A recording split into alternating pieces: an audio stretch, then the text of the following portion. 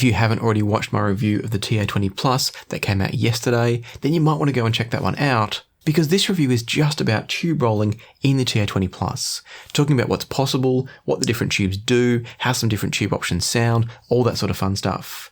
But to understand everything else about the TA-20 Plus, you'll want to see the main review. I'll put a link in the description down below where you can go and check out that review if you need to see that first. But for now, let's jump straight into tube rolling in the TA-20 Plus. For the sake of interest, I did all of my testing of these tubes using the same track across the board, and the specific track I used was Really Love by D'Angelo. Where I began my testing was with the tube that I didn't expect to make any difference at all, and that's the rectifier tube. As I explained in the main review, this tube is really just here to convert the alternating current into the direct current. And depending on who you talk to, some will say that this should make no difference to the sound at all. So I spent just a small amount of money getting a new old stock tube that's equivalent to the new tube that comes with it. And indeed, these look to have come out of the same factory. It might be a Shugwang tube, I'm not sure. But as I looked inside, the two structures of these tubes look almost identical, and that's not uncommon. It doesn't mean that they're exactly the same tube necessarily. But looking at them, the general construction seems the same. The branding on them is also identical. This one's new old stock, this one's new production, this one came with the amp, this one I bought separately. And I didn't really expect much to change when I plugged it in. One of the challenges whenever we're testing tube amps is that there is a bit of a delay when you switch them over. You have to wait for the first one to cool down, switch them over, switch on the amplifier, wait for it to warm up again, and then hope that you can hear a difference. As I switched between the two rectifier tubes, knowing that I wasn't expecting any difference, it was really bugging me that I kept thinking that the amplifier sounded better with the new old stock tube. It was a very subtle shift. It was one of those changes that I couldn't really nail down exactly what I was hearing differently, but I was just enjoying the amplifier more with the new old stock. Now, both of these are 5Z4P tubes, there's no difference there.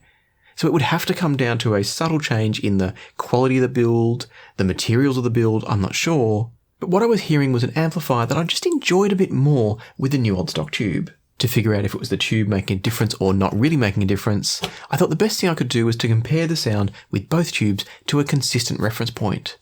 And so I used the Sparkos Labs Gemini amplifier that I talked about in the main review, and compared the sound with the stock rectifier tube against the Gemini, and then with the NOS rectifier tube against the Gemini. And there was, to me, a clear difference. Specifically, what I found was that going to the NOS tube improved the refinement of the TA-20 Plus to the degree that it was getting really close to the Sparkos Labs Gemini. The Gemini is a much more expensive amp, and I do still think it had a slight edge. But it was impressive to hear the TA-20 Plus get so close just with a simple change of tube and not a particularly expensive one. What I'm putting this down to is that I think probably the NOS tube is somehow just doing a better job of converting the alternating current to direct current and therefore delivering slightly cleaner, better quality power into the amplifier, and that's translating into better overall sound. Because in the end, it's very hard, as I said before, to nail down what's different. It just seems a bit more refined, a bit more under control across the board. Now what that means is that if you want to get the most out of the TA-20 Plus, you're probably going to want to roll the rectifier tube. Because I didn't expect it to make a difference, I've only got one tube here to talk about, and that's the NOS 5Z4P. But you can use any of the tubes starting with 5Z4. You might find 5Z4P, I think 5Z4C might be an option. And then there's also the GZ30, the GZ34, and apparently, and I haven't tested this, but apparently a 5AR4 will work as well. They're slightly different on paper, but everything I've read suggests that they should work. So if you do want to get yourself a TA-20 Plus and you want it to sound even better than it does out of the box, it might be worth spending 20 odd bucks or so on a rectifier tube and see what you find. I can't guarantee it's going to be better for you because every tube model is going to be slightly different, but it's definitely worth a go in my opinion. And so with that surprise out of the way, let's move on to another surprise. When I started testing the TA-20 Plus, one of the first things I thought to do was to change over the two input tubes, which are the 12AU7s. And so of course I reached for the best pair of 12AU7s that I have here, and that was the Apos Ray 12AU7s. I reviewed these a while ago on the channel, that's them there. These are a wonderful new production matched pair of tubes, although the great news is you can now buy them as single tubes. And so I immediately figured that these would be a huge upgrade to the sound of the TA-20 Plus. Now you can probably already tell where I'm going with this, and that is that they're not. And that shocked me. What I found when I switched out the stock tubes here, these guys, with the 12AU7s from Apos, is that the sound was almost identical. And that had me wondering if maybe the tube stage had so little involvement in the end sound of the amp that it really didn't matter what tubes you used in here. That was my first theory. My second theory was that these tubes are almost as good as the Apos Rays. And so as not to drag this out any further, I'm going to tell you these tubes are brilliant. I haven't tested these in a pure tube amp like my Elekit 8200R, but in a hybrid setup like this, or in a hybrid setup like the Sparkos Labs Gemini, these tubes are going head to head with the Apos 12AU7s. Now that's pretty cool that you're getting such a high level of tube with a stock amplifier for $500 because if you're going to buy the Apos Rays separately, you're talking well over $100 for a pair of these. So know going into this that you're actually starting with an excellent set of tubes in the stock form. If, however, you want to play around with the sound of the amplifier, its tonality, its coloration, etc., then there are a few other options you could try, and one of them might be the 12AU7 Gold Pins from Electro Harmonix. This was actually the test that I ran to work out how involved the tubes are within the circuit, because I know from previous experience that the 12AU7s are a really nice, meaty, thick-sounding tube in all the best ways. And so the moment I installed them into the TA-20 Plus, and I was still listening to Really Loved by D'Angelo at this point, the sound completely transformed. And so that confirms for us that the tubes are very influential in the circuit of the TA-20 Plus, which is great. It means you can tube roll and tweak the sound as you want to. But do be aware that if you add the Gold Pin Electro Harmonix to the TA-20 Plus, you're going to be getting quite a beefy, bottom-end focused headphone amp. It's going to sound lovely on leaner headphones, like say an HD800, but it's probably too much for most of the headphones that I have here. I didn't really enjoy it with my Elites, Calderas, Utopias, etc. And that's because all of them are headphones that I've chosen because I generally like their tonality as they are. So I'm not going to go into detail about the Electro Harmonix. I really like them as a tube. I like their combination of detail and resolution within a thicker overall sound. But I thought I'd also try a different set of tubes just to see what the range might be like. And so I reached for a set of NOS Philips tubes. These are marked as JAN5814A tubes. They're a Philips 12AU7 essentially. Again, a NOS matched pair, NOS meaning new old stock in case I haven't mentioned that already. So these are an old production tube that someone's found in a warehouse somewhere and sold them as a matched pair. Putting those into the TA-20 Plus, and what I heard was a sound that was a little bit smoother.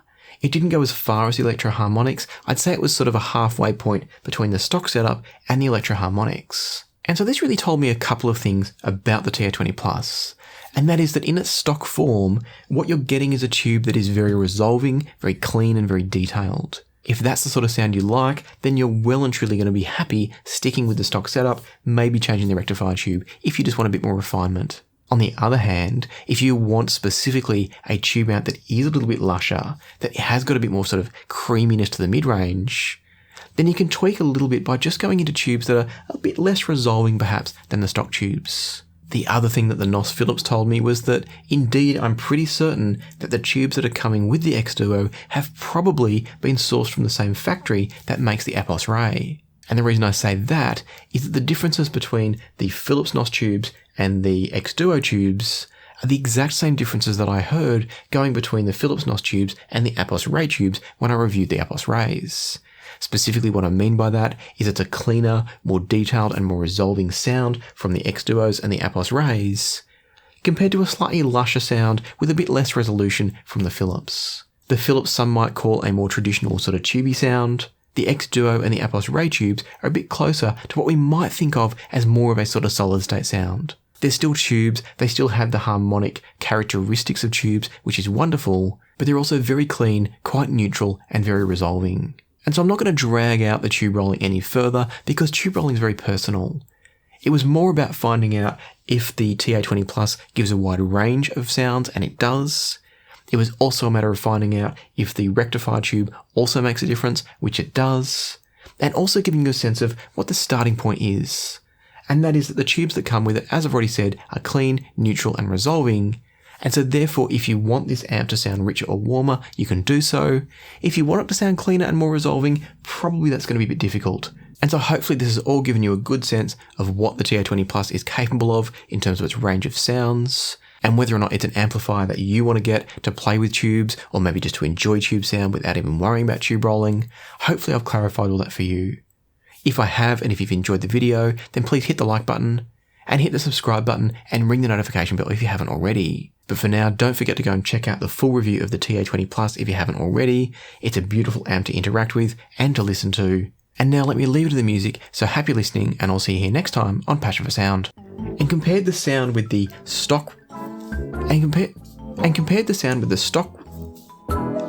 sound with the stock rectifier tube up against the